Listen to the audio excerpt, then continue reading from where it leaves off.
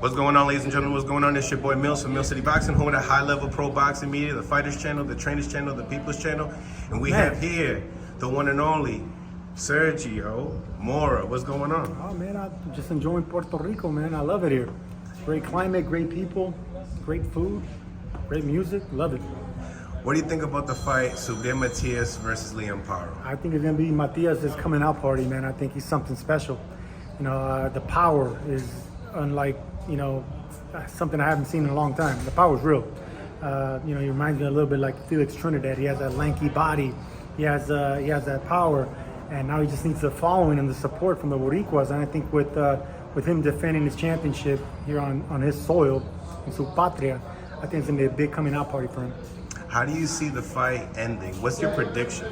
Listen, Paro's gonna give him a tough time. Paro's no joke, man. I called this fight with Montana Love, and I didn't think he was gonna beat Montana Love, but he's one of these Australian road warriors that doesn't mind going to other people's hometown, and he takes care of business, man. I mean, it's gonna be a difficult fight, but I think Matías' power and his relentlessness, the fact that he throws so many punches, over 80 punches around, and most of those are power shots.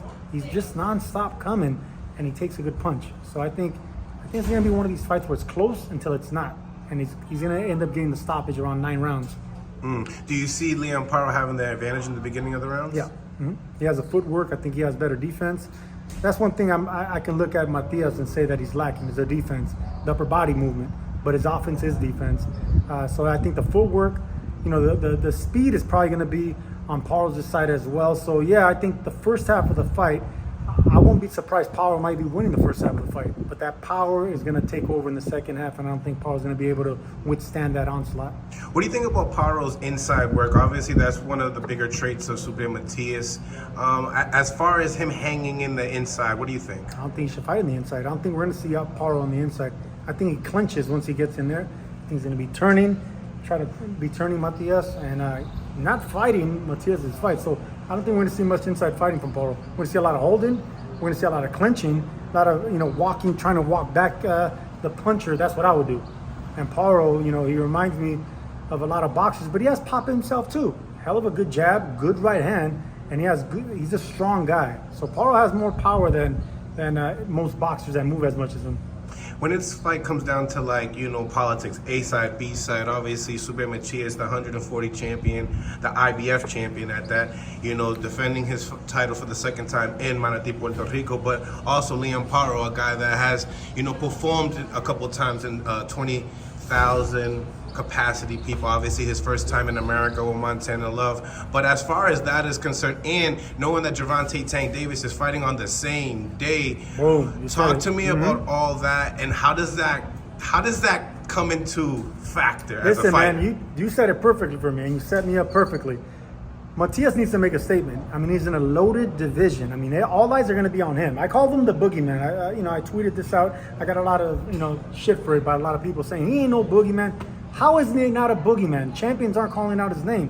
20 wins, 20 knockouts. He's made 5 of his last opponents, 4 which were undefeated, submit to find a way out. The referee stops it. The doctor stops it. His corner stops it. The look in his eye, the fighter's eye, is like, I don't want no more. This dude is a Terminator. He's a Puerto Rican Terminator. That's why I call him the boogeyman.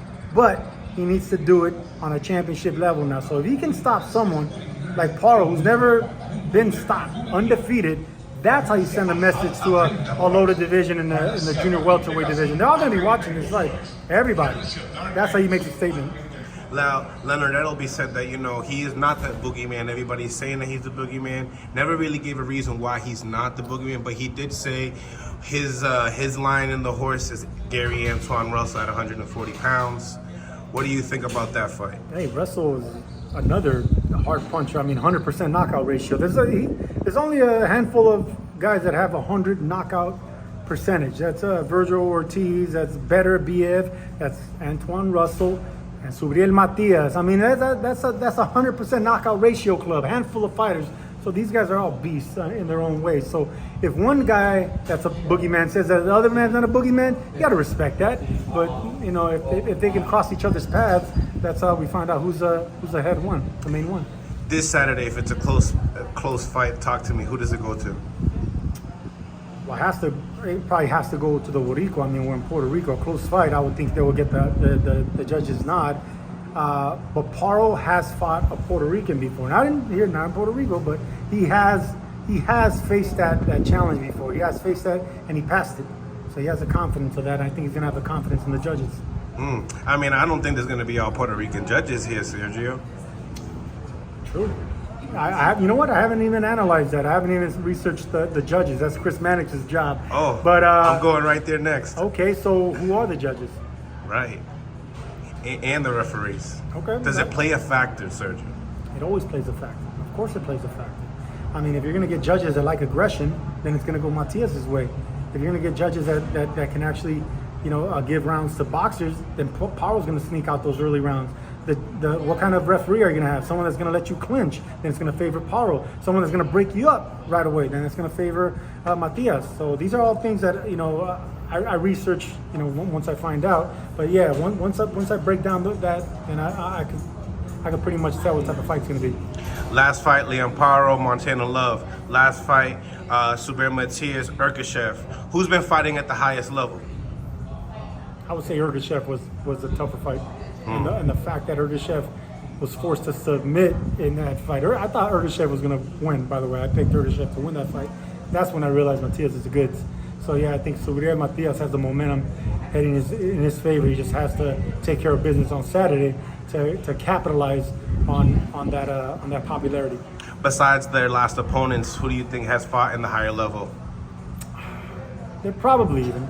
I would say they're probably even. I would edge it to Matías because he's a champion now, so you got to respect that.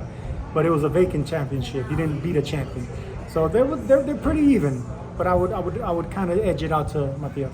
Talk to me about Puerto Rican boxing. Obviously, this is probably one of the biggest fights since a long time. And obviously, we had Jake Paul and Amanda Serrano did a great job in the Coliseum. But what does this fight mean? It's a title fight. Well, look. Anytime you have all eyes on a small island, people are going to be watching. But it's a small island with big heart and a lot of big talent coming out of it. So right now we have guys in the States like Berlanga and Xander, holding down the fort. But a real Puerto Rican, that you're dealing with Subriel Matías right now. He can carry. What about the hardcores? Well, the hardcores, I mean, are they gravitating to those two names that you just mentioned? Probably not, because they're still thinking in the heyday. The Felix Trinidad, the Benitez, they're thinking about the OGs. The guys with the titles. The OGs, yeah. So these guys, they're not there yet, but I think once Matías starts doing it on the championship level against these big names, there's a lot of names at 140. If he can get one of these names and take care of business, you got a new story, I'm telling you. What do you think Eddie Hearn has in store this year? Obviously, we've seen him that, he picked up Jerome Boots Ennis and Subriel Matías in the same year. The two boogeymans, I would say? Oh, yeah. Boots is one of them as well. Boots is a beast. I can't wait to see him in Philadelphia. They're going to push him in the right way. I don't think they'll face him. I don't think Eddie Hearn's going to want to, face him just yet. But there's a lot of names right there in that division that are former champions like Jose Carlos Ramirez. There's undefeated fighters that are looking for the smoke like Arnold Barboza. I mean, there's so many names at 140. Josh Taylor. That's probably a fight that Eddie Hearn will make. Josh Taylor and Matías. Because, that used to be a former undisputed champion at 140. Or Matías and Regis. Or that's another one. He's been calling for him. That's another one right there. Power punching southpaw versus Matías right here. And then Matías can go from fighting Paro with southpaw to another southpaw. There you go. Program makes a lot of sense.